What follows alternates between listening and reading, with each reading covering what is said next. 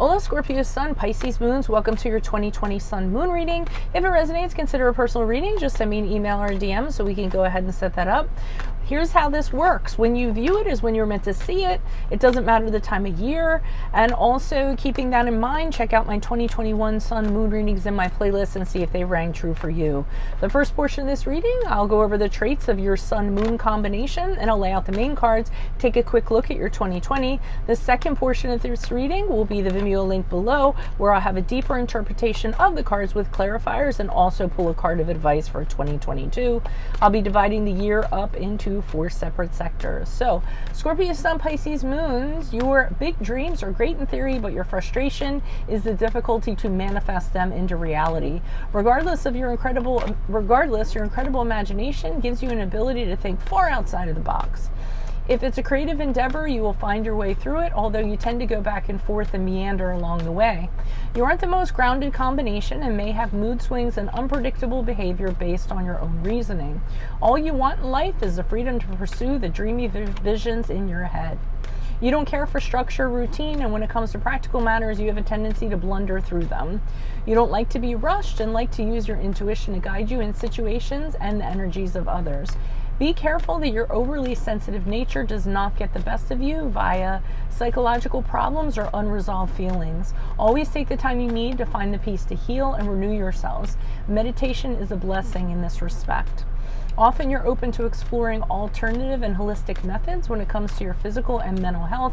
You know the latter is something you need to keep in check in order to maintain balance. Also try to reduce as much stress and tension in your environment, as you have a propensity to absorb its effects more than other Sun-Moon combinations.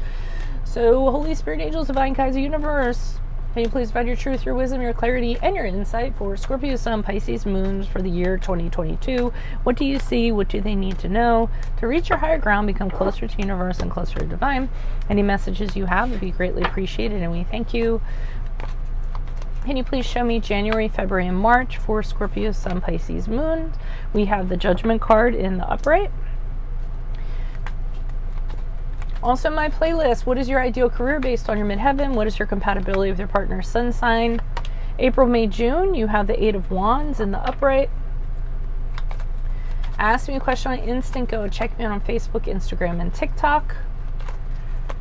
What do we have for July, August, September? We have the High Priestess in the upright. There's your intuition kicking in.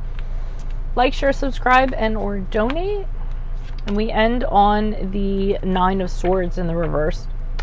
So it seems like in the beginning of the year, January, February, and March, you're open to being judged, okay? So either someone is judging you or you are judging a situation. I feel more so it's you judging a situation. And you're doing it with absolute clarity. So it's not as though anything's like clouding your judgment or you're confused or anything in that regard.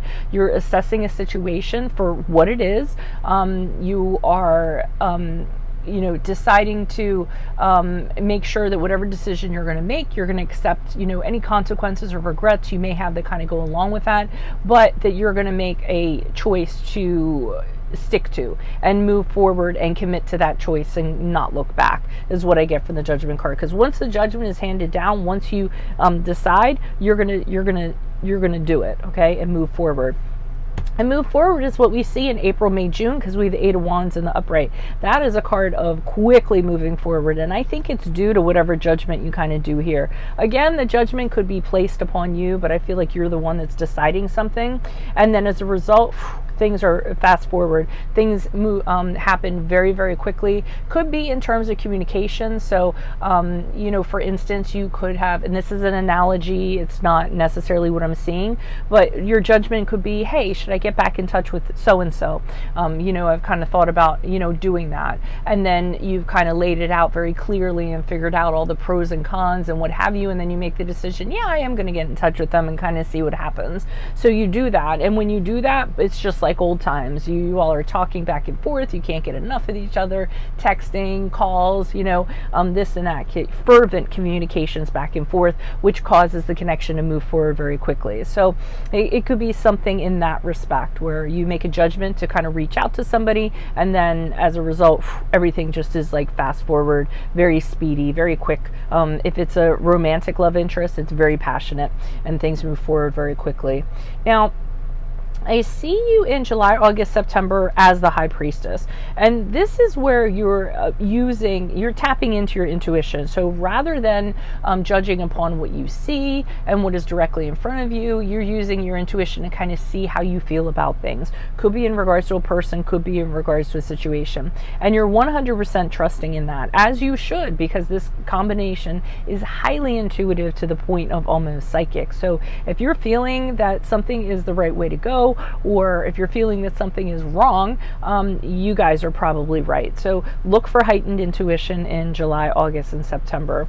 In October, November, December, we have the Nine of Swords in reverse, and I almost feel as though because you used your intuition back here, you circumvented a situation that could have caused you a lot of grief.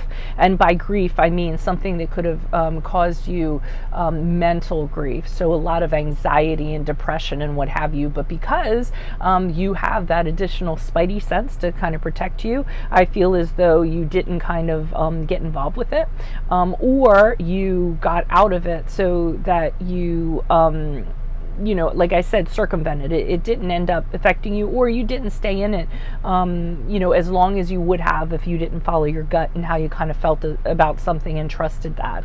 So that is what I'm seeing for 2022. If it resonates, consider a personal reading. Just send me an email or DM. Otherwise, make sure you click on the Vimeo link below. I'll be pulling these cards on those cards to get a deeper interpretation of them, and I'll also pull a card of advice for you for 2022.